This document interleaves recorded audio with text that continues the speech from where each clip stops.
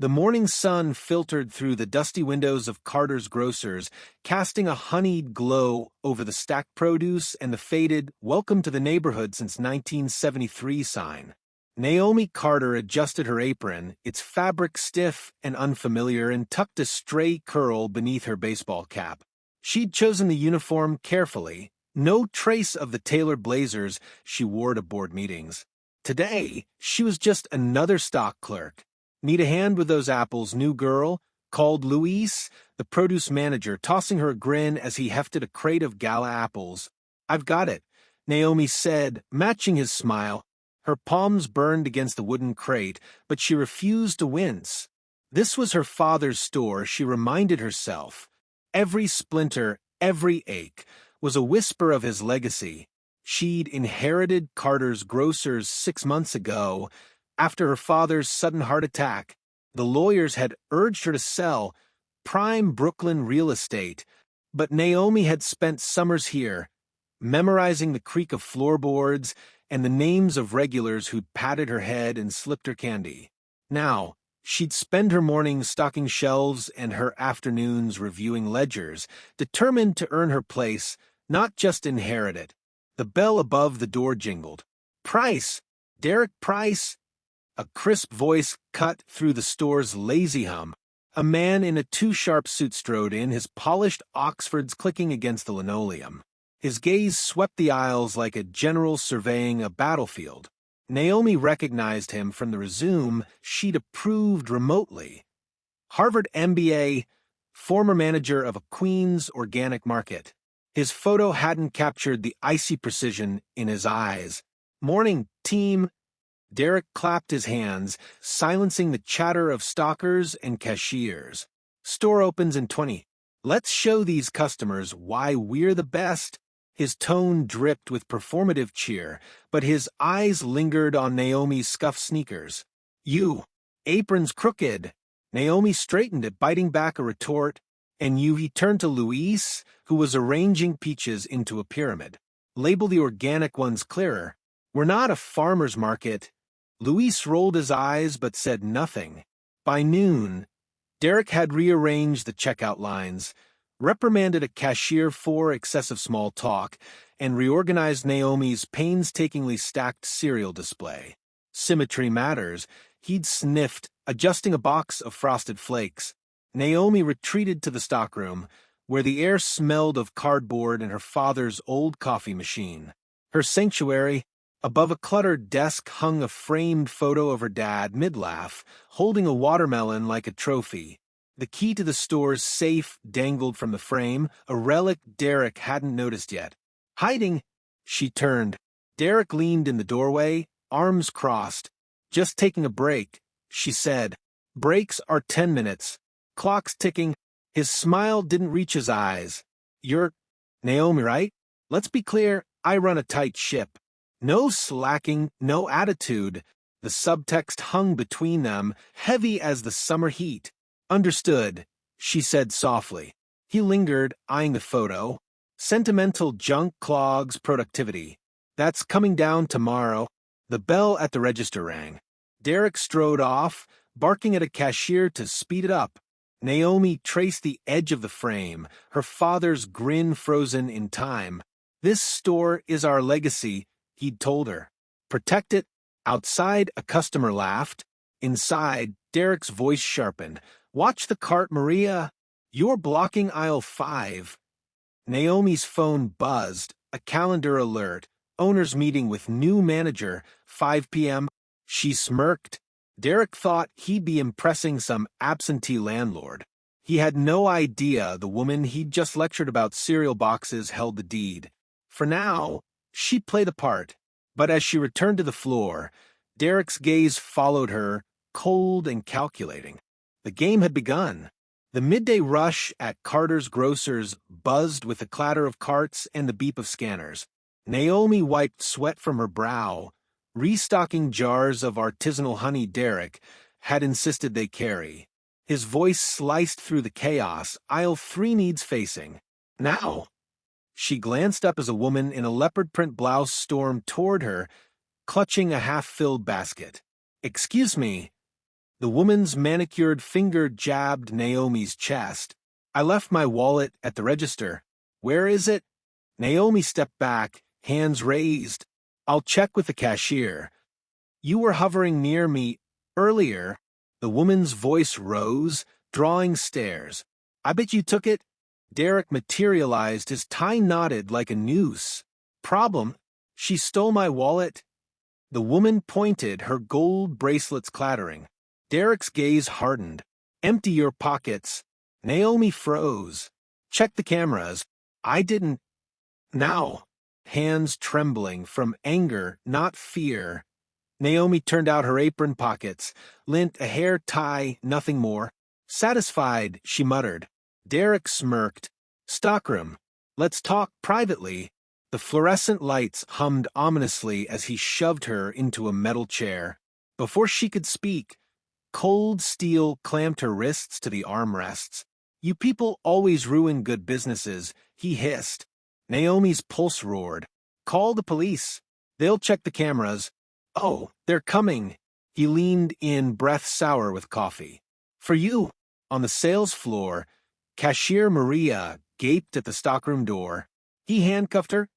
Luis pulled out his phone, texting the emergency contact listed on the break room wall. Owner, urgent. Manager gone crazy. Unseen, Naomi's phone buzzed in her locked desk drawer. In the stockroom, Derek paced. Once the cops see your record. I don't have a record, Naomi snapped. You will. As he left, Naomi wriggled her boot heel, revealing a hidden compartment, her father's old trick for spare keys. Inside, a burner phone. She dialed her lawyer, voice steady. It's Naomi. I'm detained at Carter's. Bring the deed. Outside, sirens wailed. Customers filmed Derek's smug speech. We handle thieves properly here. Naomi stared at her father's photo on the wall, his smile a silent promise. Legacies aren't earned in boardrooms. The doorknob turned. 6 months later, Olivia heart shuffled through the arrivals terminal of JFK, her once pristine Louboutin scuffed, her designer tote replaced by a plastic grocery bag. The parole board's terms were clear: no international travel, no contact with Diallo Technologies, no employment in aviation. She was free, but freedom felt like a cage. Outside, a billboard loomed. A sleek Horizon Airways jet with Amina Diallo's face beside the tagline. The sky belongs to everyone. Olivia's stomach churned. She hailed a cab. Her destination a far cry from Monaco's sunsets, a cramped Brooklyn apartment above a bodega. Meanwhile, in Geneva, Amina stood before the United Nations, her holographic presentation illuminating the General Assembly. The Sky Equity Initiative has trained 50,000 crew members, funded 1,000 scholarships, and redesigned 200 jets for accessibility, she announced. But this is only the beginning. A delegate raised a hand. What about Olivia Hart? Do you regret her downfalls? Amina's gaze hardened. Regret implies error. I regret only that her actions were necessary to spark this change. The room erupted in applause. In Brooklyn, Olivia scrubbed toilets at a regional airport, her hands raw from bleach. Her co-workers whispered, "Isn't she the one who slapped the billionaire?" She kept her head down, her pride as shattered as her career. One evening, as she mopped the terminal, a group of teens in Horizon Airways uniforms passed by, their laughter echoing. One, a black girl with locks like Amina's, paused. You're Olivia, right? Olivia froze. Yeah. The girl smiled. I'm a Sky Equity Scholar. Thanks to you, I'm training to be a pilot. Olivia's throat tightened. I didn't.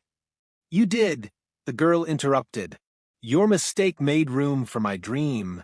Weeks later, Olivia sat in a community college classroom, her parole-mandated anti-bias course in full swing. The instructor played a clip of Amina's UN speech. The sky doesn't belong to the privileged. It belongs to the brave.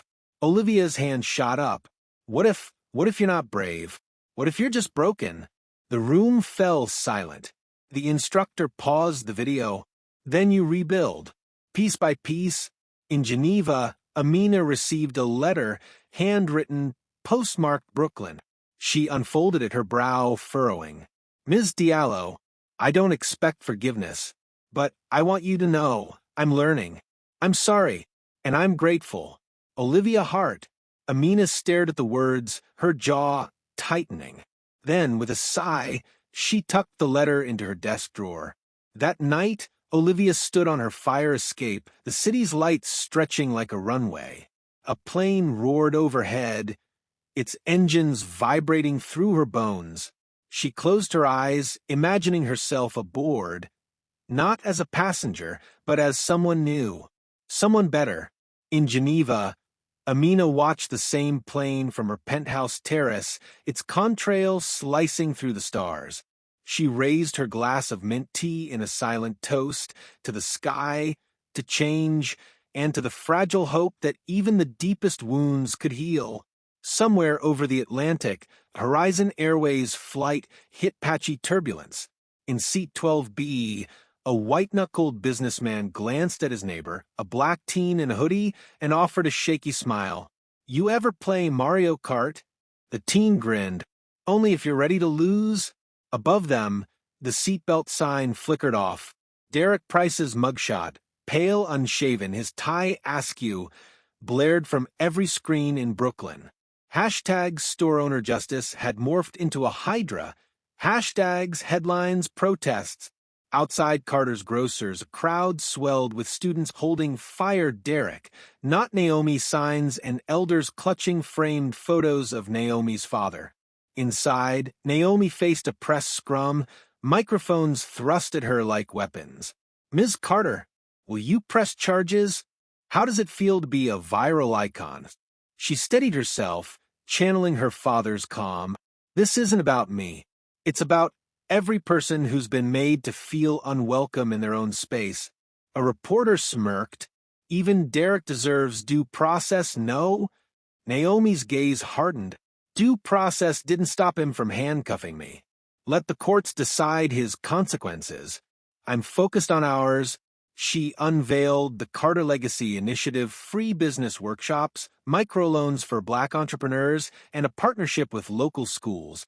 Cameras flashed as she handed the first grant to Luis's niece, a college student dreaming of a vegan bakery. "Your father would have loved this," Luis whispered. Naomi touched her dad's key, now worn around her neck. "He does," she said. In a cramped courtroom, Derek slumped beside his overworked public defender. The prosecutor played security footage, his sneer, Naomi's cuffed wrists, the crowd's outrage.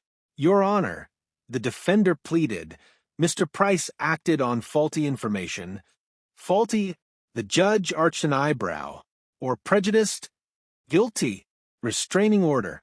300 hours of anti-racism training. Outside, Derek dodged jeers, his phone buzzing with threats. "Hope you starve," one text read. His LinkedIn profile, results-driven leader, now listed unemployed. Naomi found solace in her father's journal, its pages brittle with age. Legacy isn't a noun he'd written. It's a verb. You build it daily. Her phone rang, a Missouri area code. "Saw your story," a woman rasped. "My grandson's store got vandalized last week. White landlord said it's insurance issues. Think your program can help?" "Yes," Naomi said, ink drying on a new grant form. "We'll fight." Together, at midnight, Derek wandered into a Queens bodega, hoodie pulled low. The clerk, a black teen with locks, eyed him. "Ain't you that racist manager?" Derek froze, a slim Jim trembling in his grip. The teen smirked, ringing him up. $2.50. Cash only. As Derek fled, the teen texted his mom, "Guess who I just roasted?" Back in Brooklyn, Naomi stood in the stockroom, now a makeshift mentorship hub. A whiteboard listed goals: expand to 10 cities, partner with HBCUs, sue systemic bias. Maria burst in, waving her phone.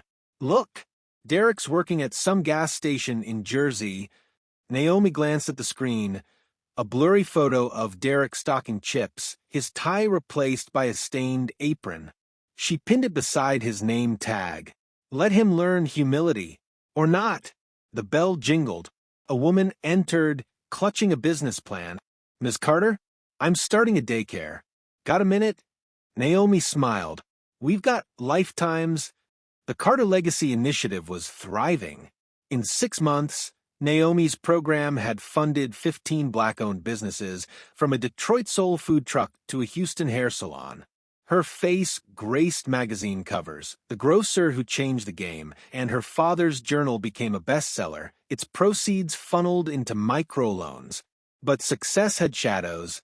One evening, as Naomi locked up the store, a brick shattered the front window. Spray painted on the sidewalk. Know your place? Louise found her sweeping glass, her hands steady but her eyes hollow. We'll install cameras, he said. Naomi shook her head. Cameras don't stop hate. They just record it. Derek, now a night shift janitor at a Jersey warehouse, scrolled through Naomi's Instagram. Her posts, grinning with grantees, cutting ribbons, felt like salt in his wounds. His anti-racism classes were a joke. He doodled through lectures, scoffing at terms like implicit bias. Then came the email. Your training hours are incomplete. Failure to comply will result in legal action. He crumpled the paper, tossing it into a mop bucket. I'm not the problem, he muttered. Naomi's lawyer, Elise, arrived with grim news.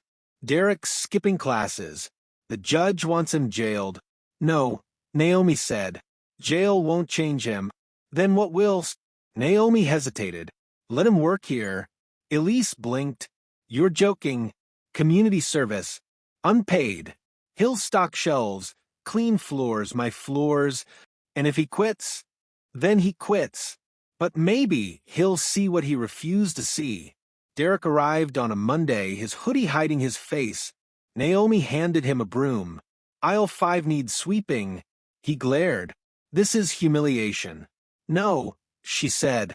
This is accountability. As he worked, customers whispered. Isn't that the racist manager? A child pointed. Mommy, why is that man so angry? Derek's hands tightened around the broom. Weeks passed. He mopped spills, bagged groceries, avoided eye contact. But one afternoon, a toddler dropped her ice cream, wailing. Derek hesitated, then knelt. Hey, kid, let's clean it up. The mother froze, then nodded. Thank you.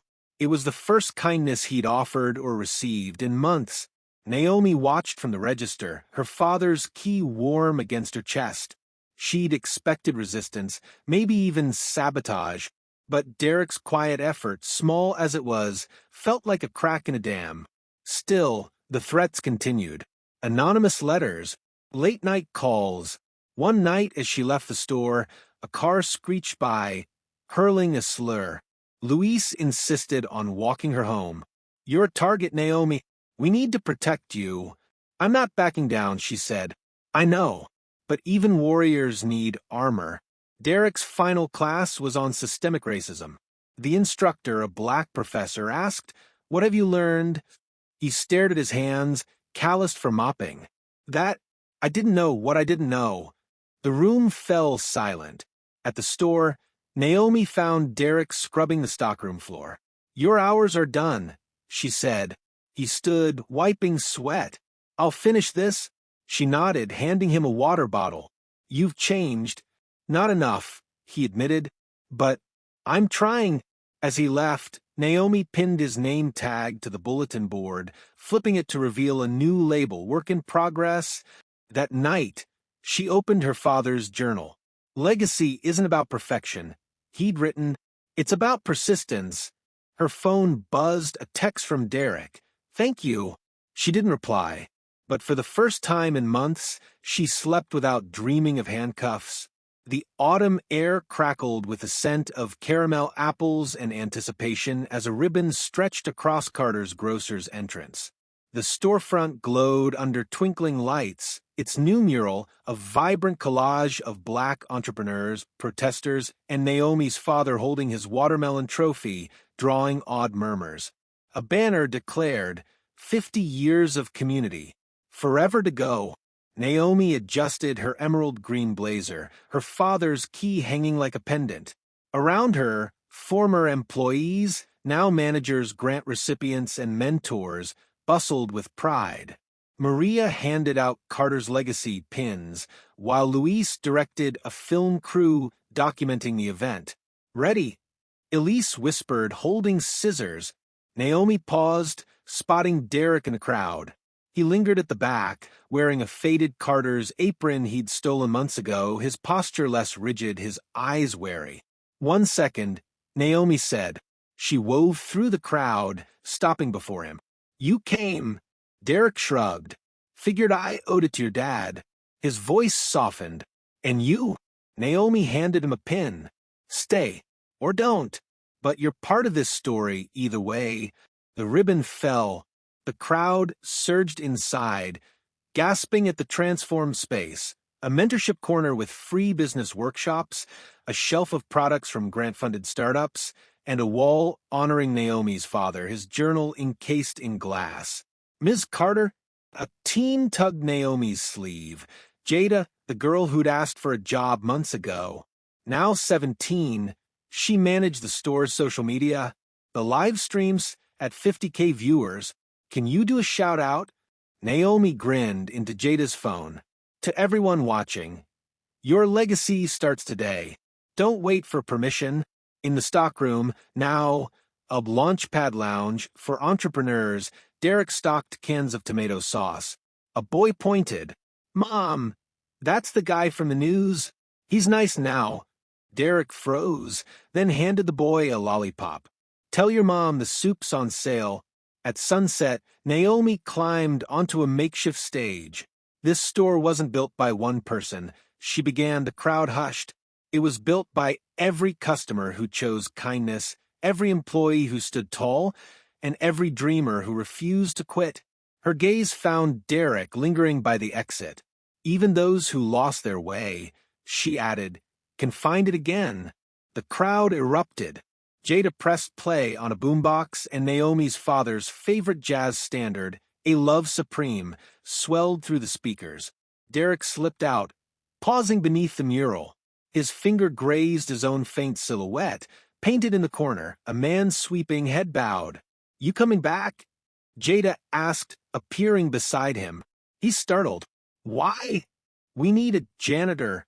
Derek studied her, the defiance in her stance, the hope in her eyes. "You're a lot like her," he said. Jada smirked. "Better." Inside, Naomi unlocked her father's journal, its final entry illuminated by her phone's flashlight. "Legacy is a seed. Plant it. Fight for it. Let others grow it." She approached Jada, now dancing with Luis. "You're in charge of the Launchpad Lounge," she said, pressing the key into her palm. Jada's eyes widened. "But I'm just—" "The future," Naomi finished.